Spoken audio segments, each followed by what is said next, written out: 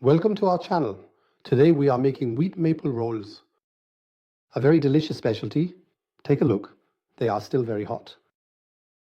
And look like this. They are really crispy. You can hear it, I hope. And we would love to show you how it's done.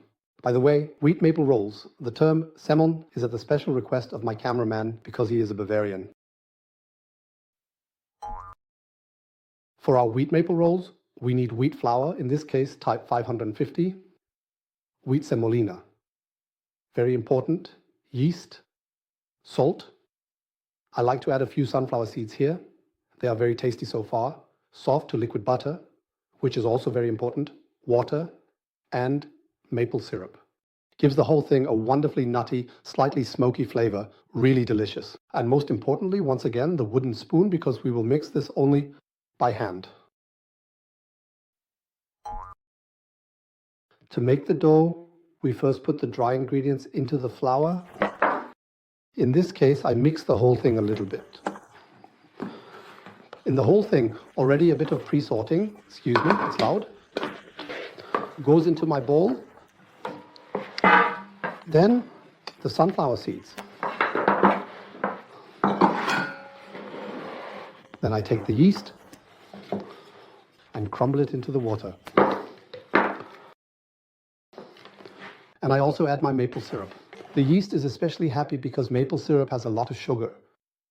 And that's always good for the yeast. No question about it. Oops. And now I stir the whole thing. I have to do this well to make sure I incorporate everything so it distributes nicely.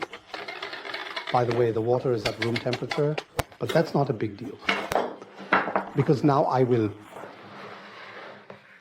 let it rest as dough for 1.5 hours. Finally, I add my butter on top. You should always do this, not put the butter directly on the yeast, but rather into the liquid. Now in here, note, I can also do the whole thing with dry yeast. The recipe describes how today I decided to use fresh yeast. And now I just touch it with my wooden spoon. Not much happens now. It's done relatively quickly.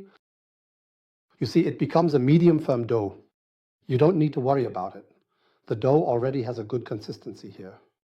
It will be somewhat soft later on, which is very good for these rolls, as they will rise nicely. I have now stirred with my wooden spoon for maybe a maximum of 1 minute. What happens here is that this dough is now swelling. I don't need any mechanical processing either, because it wouldn't make sense with the semolina anyway. It doesn't really matter much whether I process it mechanically or not, for the formation of gluten.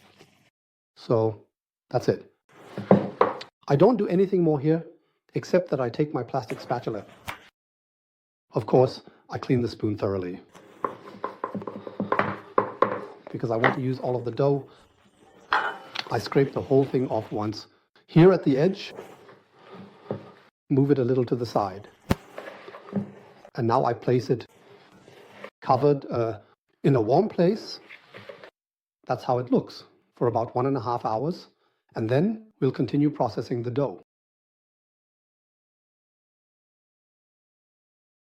The dough has now rested for 1.5 hours in a warm room.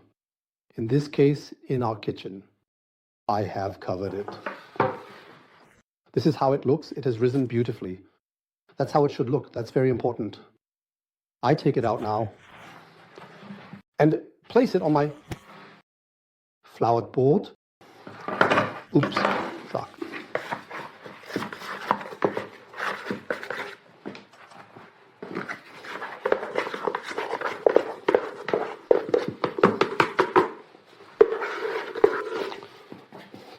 Come here.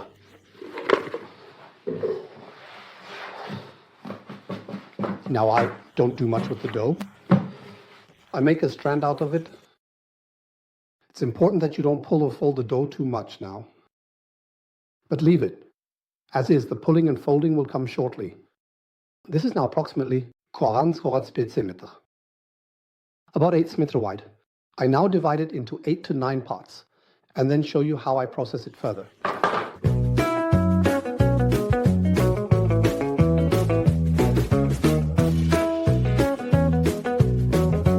I now have 9 pieces. That didn't work. Wonderful.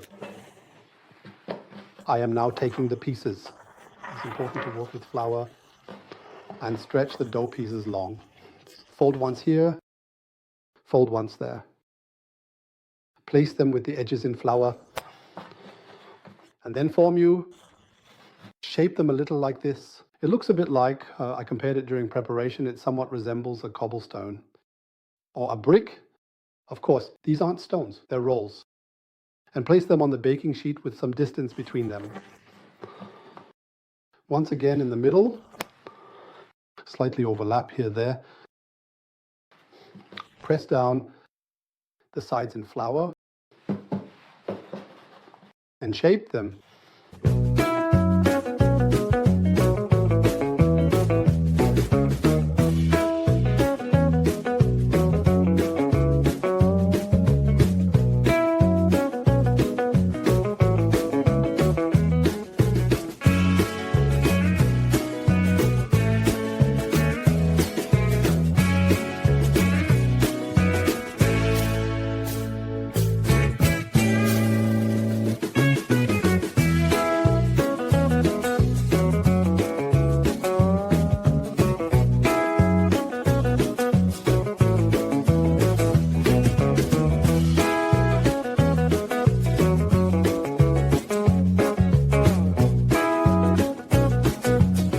So I have now worked on my new rolls and the small leftover here.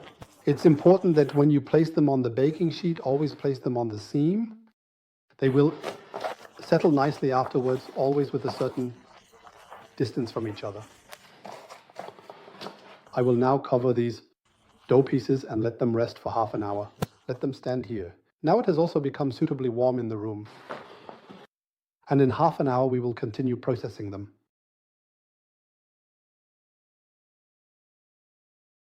The wheat maple dough pieces have now rested for 30 minutes. They have risen beautifully, as you can see. They are also just right. I can press a dent into them here. It becomes visible and then rises back up. You can also see that when these fine cracks appear, the dough piece is ready to go into the oven. What happens to them now? I am going to do the following now. I will spray them a little with water. I have a nice little garden sprayer here. That works well, but you can also use a brush to lightly brush them with water. And as I said, I just want to lightly spray them. I don't want to bathe or wash them. Now I have a device here that you can find in every bakery. This is a so-called hedgehog. Not everyone has one. I will make a few holes in it shortly. If you don't have that, you can use a fork. I'll show you both how it looks with the hedgehog and with the fork. Before I do that, I will sprinkle a little more of my semolina on the surface. So I sprinkle it nicely. It also has an advantage. During baking, they don't get quite as brown. The semolina also provides some protection from the heat. As I mentioned at the beginning, there is of course sugar in the maple syrup. So they can still have more. That is always a nice thing.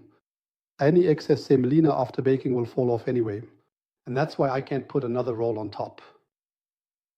I score the row, I do it like this, just once over.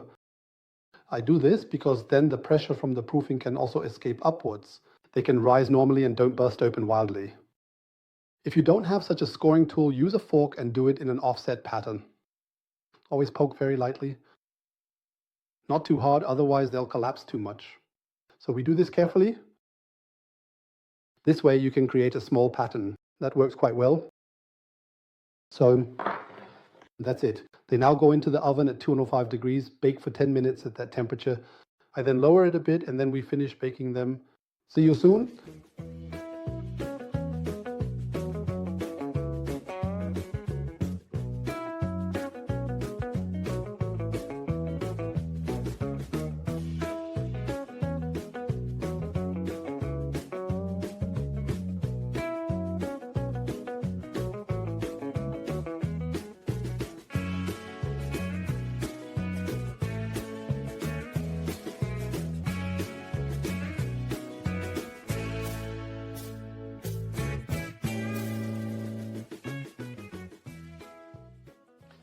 The wheat maple rolls have been in the oven for 23 minutes now. I started the heat at 205 and regulated it down a bit. After 10 minutes at 190 degrees, they look like this. They have a wonderful browning. The wheat semolina that I sprinkled on top prevents it from getting too dark, because the maple syrup, of course, also contributes a bit to the coloring. They turned out very nicely, are still very hot, and I hope you have a lot of fun baking them yourself. Thank you for watching. As always, you can find the recipe for our rolls under our video description. And I look forward to next time with you on our channel. See you then.